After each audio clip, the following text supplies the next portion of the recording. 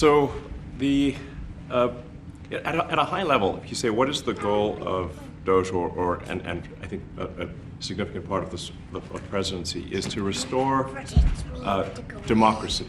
This may seem like, well, aren't we in a democracy? Well, if you don't have a feedback loop, okay, X, we would have to, if you it's all right. So, I tell you, gravitas can be difficult sometimes. If there's not a good feedback loop from the people to the government, and if you have rule of the bureaucrat, or if the bureaucracy is in charge, and then what meaning does democracy actually have? If the people cannot vote and have their will be decided by their elected representatives in the form of the president and the Senate and the House, then we don't live in a democracy, we live in a bureaucracy.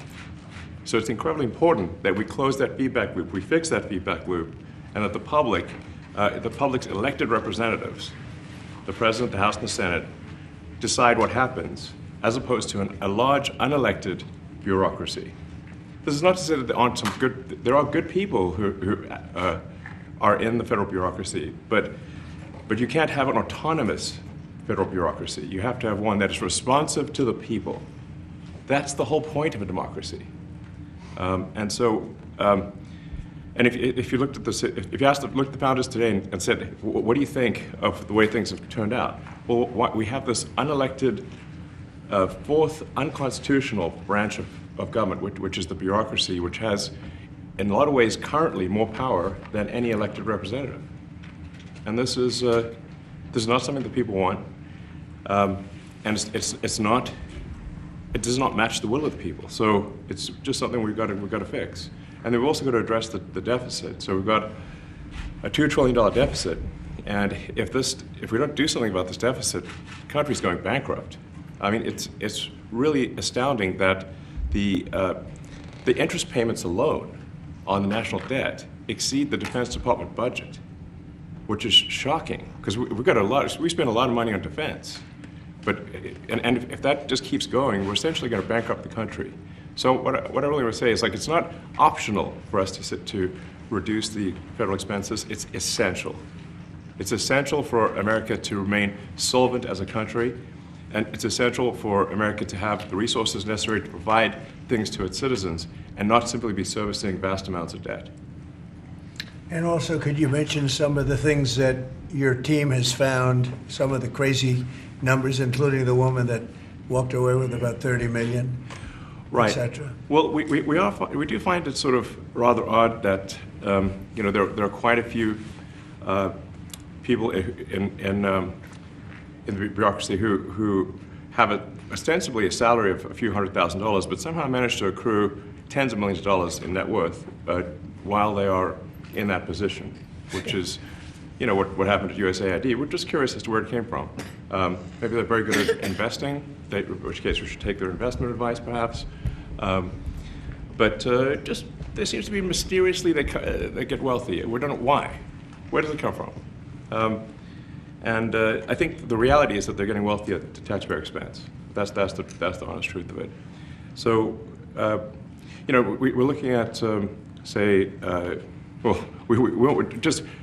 if you look at, say, Treasury, for example, basic controls that should be in place, that are in place in any company, such as making sure that any given payment has a payment categorization code, that there is a comment field that describes the payment, and that if a payment is on the do not pay list, that you don't actually pay it. None of those things are true currently. So the reason that departments can't pass audits is because the payments don't have a categorization code. It's like just a massive number of blank checks just flying out the building. So you can't reconcile blank checks. You've got comment fields that are also blank, so you don't know why the payment was made. And then we've got this truly absurd, a do not pay list, which can take up to a year for an organization to get on a do not pay list. And this, we're talking about terrorist organizations, we're talking about known fraudsters, known aspects of waste, known things that do not match any congressional appropriation, can take up to a year to get on the list, and even once on the list is not used. It's mind-blowing. So what we're talking about here, we're really just talking about adding common sense controls that should be present that haven't been present. So you say, like, well, how could such a thing arise? That seems crazy. When you understand that really everything is geared towards complaint minimization, so then you understand the motivations. So if people receive money, they don't complain, obviously. But if people don't receive money, they do complain. And the fraudsters complain the loudest and the fastest. So then when you understand that, then it makes sense. Oh, that's why everything they approve all the payments at Treasury. Because if you approve all the payments, you don't get complaints. But now we're saying that, no, actually, we are going to complain. If money is spent badly, if your taxpayer dollars are not spent in a sensible and frugal manner, then that's not okay. Your tax dollars need to be spent wisely on things that matter to the people. I mean, these things, like, it's just common sense. It's not draconian or radical, I think. It's really just saying, let's look at each of these expenditures and say, is this actually in the best interest of the people? And if it is, it's approved. If it's not, we should think about it. So, there's crazy things like just cursory examination of Social Security, and we've got people in there that are 150 years old. Now, do you know anyone who's 150? I don't. Okay. They should be on the Guinness Book of World Records. They're missing out. So, that's a case where, like, I think they're probably dead. It's my guess. Or they should be very famous, one of the two. And then there's a whole bunch of Social Security payments where there's no identifying information. Well, like, why is there no identifying information? Obviously, we want to make sure that people who deserve to receive Social Security do receive it, and that they receive it quickly and accurately. I'll tell you another crazy thing. So, one of the things is, like, we are trying to sort of right-size the federal bureaucracy, just make sure that this. Obviously, there need to be a lot of people working for the federal government, but not as many as currently. So we're saying, well, okay, if people can retire, with full benefits and everything, that would be good. They can retire, get their retirement payments and everything. And then we were told, this is actually, I think, a great anecdote, because we were told the most number of people that could retire possibly in a month is 10,000. We're like, well, why is that? Well, because all the retirement paperwork is manual on paper. It's manually calculated, then written down on a piece of paper. Then it goes down a mine. And like, what do you mean a mine? Like, yeah, there's a limestone mine where we store all the retirement paperwork. And you look at a picture of this mine. We'll post some pictures afterwards.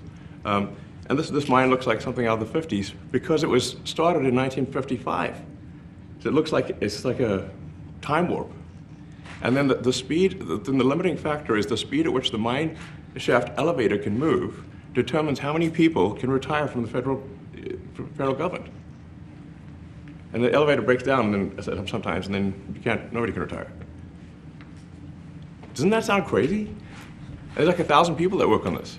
So I think if we can take those people and say, like, you know what, instead of working in a mine shaft and carrying manila envelopes to boxes in a mine shaft, you could do practically anything else. And you would add to the goods and services of the United States in a more useful way. So anyway, so I think that's an example. At a high level, if you say, like, how do we increase prosperity? Is we get people to shift from roles that are low to negative productivity to high productivity roles. And so you increase the total output of goods and services, which means that there's a higher standard of living available for everyone. That's the actual goal.